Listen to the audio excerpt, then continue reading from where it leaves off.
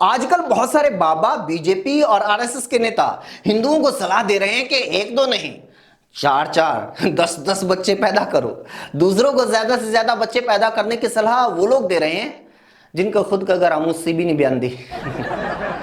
बागेश्वर धाम वाले बाबा धीरेन्द्र शास्त्री का कहना है कि हर एक हिंदू को 4-4 बच्चे पैदा करने चाहिए। इसी तरह का बयान पहले साध्वी रीतंभरा ने दिया था, ऐसा ही बयान प्रज्ञा ठाकुर ने भी दिया था, ऐसा ही बयान आरएसएस प्रमुख मोहन भागवत ने दिया था।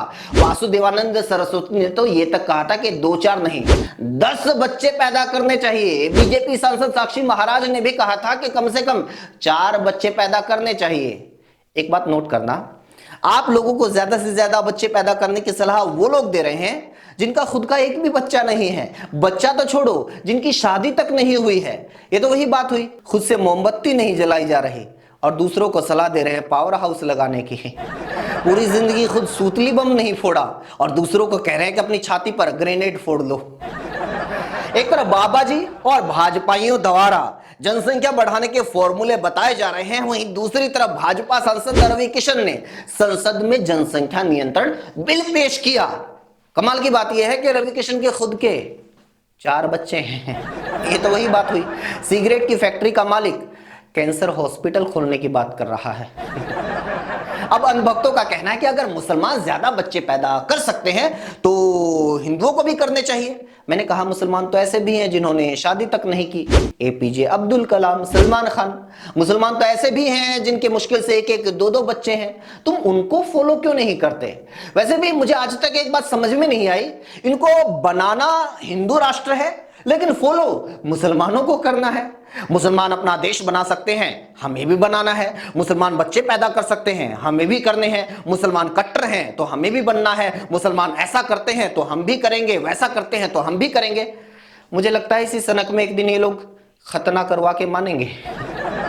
बहरहाल ऐसे मसलों पर आदमी ध्यान दे या ना दे, लेकिन महिलाओं को इस पर जरूर सोचना चाहिए, क्योंकि इस बात को नोट कर लीजिए कि ये धर्म के नाम पर अंधे लोग और इनके अंधे फॉलोअर्स महिलाओं को सिर्फ बच्चे पैदा करने की मशीन समझते हैं। इनको लगता है कि ये लोग डिमांड करते रहेंगे और महिलाएं इनको निकाल निकाल कर बच्चे देती रहेंगी।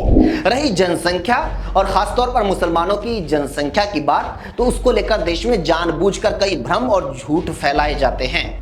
सच्चाई यह है कि देश का हर एक जागरूक, पढ़ा लिखा और आर्थिक तौर पर थोड़ा बहुत सक्षम नागरिक कम से कम बच्चे पैदा करने के पक्ष में मिलेगा। सिर्फ गरीब, अनपढ़ और धर्मांधता के शिकार लोग, चाहे वो हिंदू हो या मुसलमान, वो ही 4-4, 10-10 बच्चे पैदा करने पर जोर देते मिलेंगे।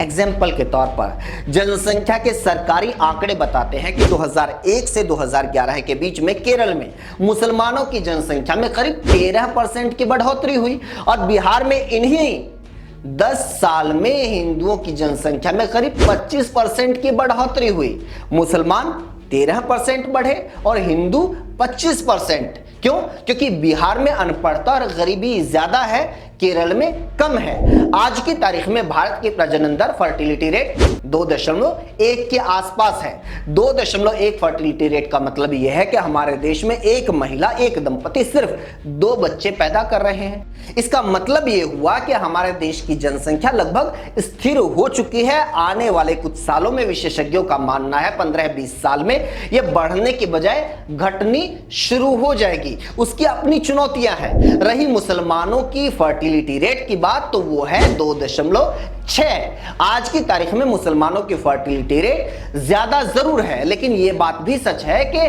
फर्टिलिटी रेट में गिरावट के मामले में बाकी धर्मों के मुकाबले मुसलमानों के रेट में ज्यादा गिरावट हुई है। 1992 में मुसलमानों में प्रजनन दर 4.4 थी, जो 2015 तक घटकर 2.6 रह गई।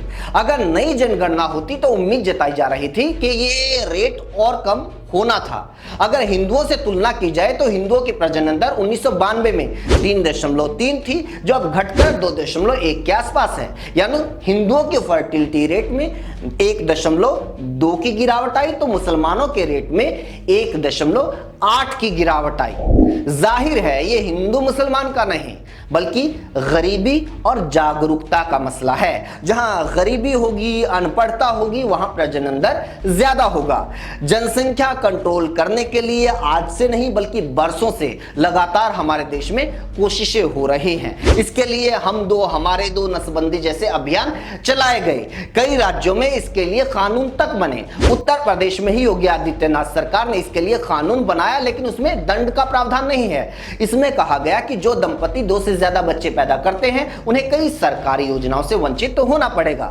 बिना हिंदू मुसलमान का जहर फैलाए तेलंगाना, आंध्र प्रदेश, राजस्थान, कर्नाटक, महाराष्ट्र, असम, उत्तराखंड, मध्य प्रदेश और गुजरात में कई साल से 2-2, 3-3 दशकों से इसी तरह के कानून लागू हैं, जिसमें प्रावधान किए गए हैं कि 2 से ज्यादा बच्चे पैदा करने वाले दंपति को कहीं सरकारी नौकरी नहीं मिलेगी, कहीं इलेक्शन लड़ने का अधिकार नहीं होगा, तो कहीं सरकारी योजनाओं से वंचित होना पड़ेगा। लेकिन इसके बारे में आपको मीडिया नहीं बताएगी, ना ही बाबा, मौलवी और भाजपा ही बताएंगे, क्योंकि इनका मकसद समस्या का समाधान थोड़े है। इनका मकसद सिर्फ समस्या के बहाने हिंदू मुसलमान का जहर फैलाना है।